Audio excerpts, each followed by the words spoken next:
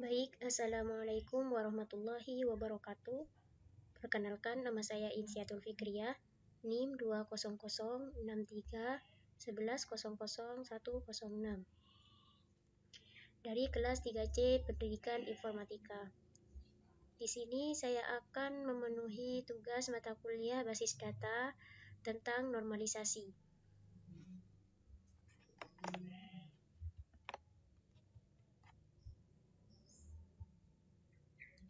Baik, langsung saja. Normalisasi. Definisi normalisasi yaitu cara pendekatan dalam membangun desain logika basis data relasional yang tidak secara langsung berkaitan dengan model data, tetapi dengan menerapkan sejumlah aturan dan kriteria standar untuk menghasilkan struktur tabel yang normal. Atau definisi dari normalisasi yaitu proses pengelompokan data elemen menjadi tabel-tabel yang menunjukkan entiti dan relasinya. Dan definisi yang ketiga yaitu caranya dengan melakukan dekomposisi atau pemecahan tabel tanpa mengubah fungsi atau maknanya. Yang kedua yaitu tujuan normalisasi. Nah, tujuan dari normalisasi yaitu untuk mendesain database relasional dengan tabel-tabel yang berisi data yang diperlukan.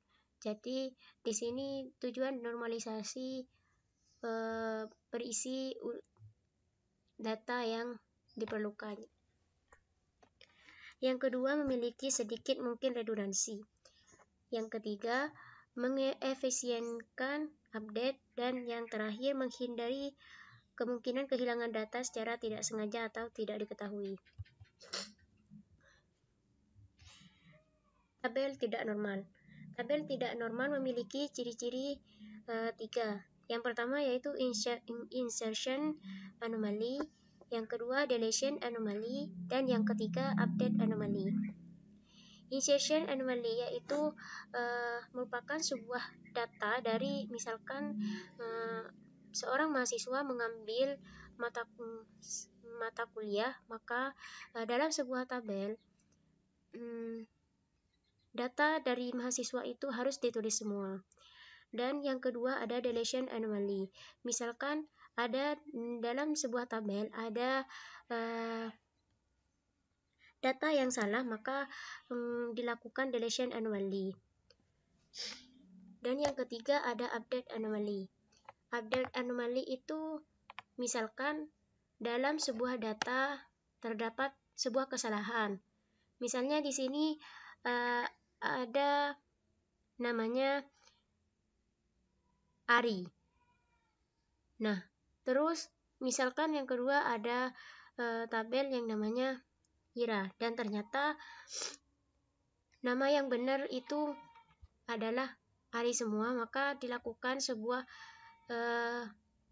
perubahan nama menggunakan update anomaly. Dan syarat tabel normal ada 3. Yang pertama, jika ada dekomposisi atau penguraian atau pemecahan tabel, maka dekomposisinya dijamin aman atau lossless join decomposition. Dan yang kedua, terpeliharanya ketergantungan fungsional pada saat perubahan data atau dependency preservation. Dan yang ketiga, tidak melanggar Boy's Code Normal Form atau BCNF, atau setidaknya tidak melanggar bentuk normalisasi ketiga.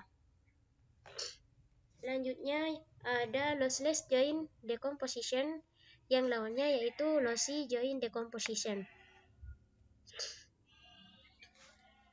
Lossy join decomposition yaitu hasil dekomposisinya tidak sama dengan data awal. Artinya di sini kan lawan dari lossy itu lossly.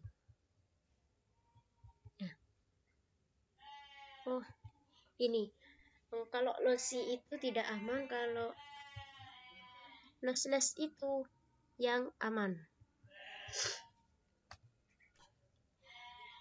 Jadi misalkan ada sebuah tabel A, B, C, maka kemungkinan pemecahannya itu ada 3, yaitu AB dan AC, yang mana penghubungnya itu adalah tabel A, dan misalkan pemecahan yang kedua AB dan BC, penghubungnya yaitu B dan AC dan BC, maka penghubungnya yaitu B. Di sini percobaannya menggunakan kemungkinan pemecahan yang kedua yaitu AB dan BC, yang mana penghubungnya yaitu tabel B. Jika di sini dilakukan sebuah penguraian, dekomposisi, yang mana kalau ada tabel yang sama dilakukan deletion anomaly seperti yang saya jelaskan tadi. Ini kan sama A4 dengan B2 sama dengan A4 B2 yang di atas, maka A4 dan B2 ini dihapus. Dan ini B1 dihubungkan dengan B1, B2 dihubungkan dengan B2, dan B2 ternyata ini ada 3, maka dihubungkan dengan B2 yang di bawah yang 2 ini. Nah, ini juga B2 dihubungkan, B2 ini mempunyai 3. Nah, B3 dihubungkan dengan B3. Pokoknya ini dihubungkan sesuai dengan penghubungnya. Maka jadinya seperti ini. Dan hasilnya ini tidak sama, atau lossy joint decomposition, hasil dekomposisi tidak sama dengan data awal. Nah, ini merupakan hasil dari penguraiannya. Dan setelah kita lihat ternyata hasil penguraiannya di sini tidak sama dengan tabel awal. Bagaimana untuk menyamakannya? Maka dilakukan langkah yang kedua. Nah, di sini langkah yang kedua kemungkinan pemecahan NIM nama dan nama kode. Nah, ini penghubungnya adalah NIM dan NIM. Penghubungnya adalah NIM nama. Ini kemungkinan pertama, NIM nama dan nama kode mata kuliah SKS nilai. Ini kemungkinan yang pertama. Nah, ini karena ada data yang sama, maka data yang kedua dihapus. NIM 1 ANI. Nah, ini dihapus, terus ini dihapus juga. Dan ini dihubungkan dengan penghubung yang sama, ANI dengan ANI, dan ternyata ANI-nya ini ada 3. Dan yang kedua ada Ratna. Ratna di sini ada 2, maka dihubungkan dengan Ratna yang 2 ini. Terus yang terakhir ada ANI, 3 ANI. Kenapa ini tidak dihapus juga? Padahal ini ANI juga, karena NIM-nya ini berbeda. Ini 3, ini 1. Sehingga ini dihubungkan dengan ANI yang ini, terus sama yang ANI ini. Dan ternyata ini hasilnya ini, hasil dari pemecahannya ini adalah tabel yang ini. Dan ternyata hasil dari tabelnya ini tidak sama dengan tabel sebelumnya. Maka dilakukan pemecahan lagi. Nah,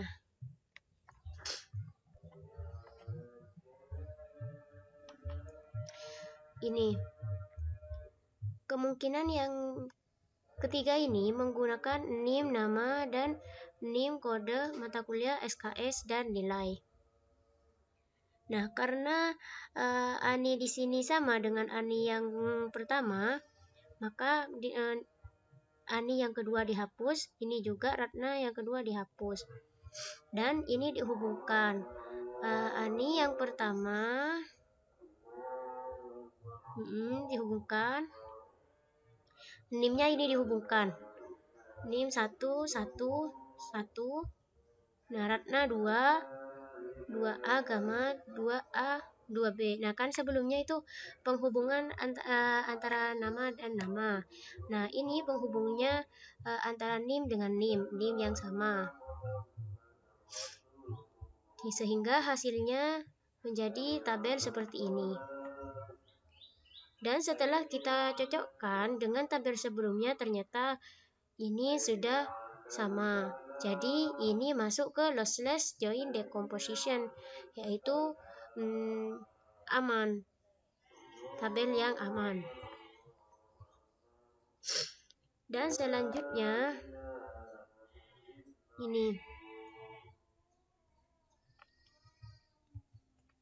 ini cara yang langkah lossless yang kedua. Ini sama hasilnya. Ini yang kode nilainya sama dengan tabel awal. Hasil penguraian tabelnya jika dipisah-pisah, nama mahasiswa, NIM nama, KRS, NIM, kode nilai, terus mata kuliahnya, kode matkul, SKS. Ini apa maksudnya tanda bintang, yaitu semacam tanda rujukan gitu. Dan yang kedua ada terpeliharanya ketergantungan fungsional pada saat perubahan data atau dependency preservation atau ketergantungan fungsional. Nah, functional dependency atau ketergantungan fungsional itu yaitu untuk melakukan normalisasi harus bisa menentukan terlebih dahulu fungsional dependensi atau FD atau ketergantungan fungsional, khususnya dalam melakukan dekomposisi rancangan database. Functional dependency atau ketergantungan fungsional dapat disimbolkan dengan A, B, artinya A panah B artinya B memiliki ketergantungan dengan A. Berarti A secara fungsional menentukan B atau B secara fungsional tergantung pada A. Itu yang dimaksud dengan functional dependency atau ketergantungan fungsional. Nah, ini contoh dari dependensi fungsional. Functional dependency atau ketergantungan fungsional. Ketergantungan ini kan keterangan di awal. A panah B artinya B memiliki ketergantungan dengan A. Nah, di sini nama memiliki ketergantungan dengan NIM. Mata kuliah memiliki ketergantungan pada kode. Dan SKS memiliki ketergantungan kode dan nilai memiliki ketergantungan pada kode dan NIM. Nah, sekian dari saya, kurang lebihnya mohon maaf. Wassalamualaikum warahmatullahi wabarakatuh.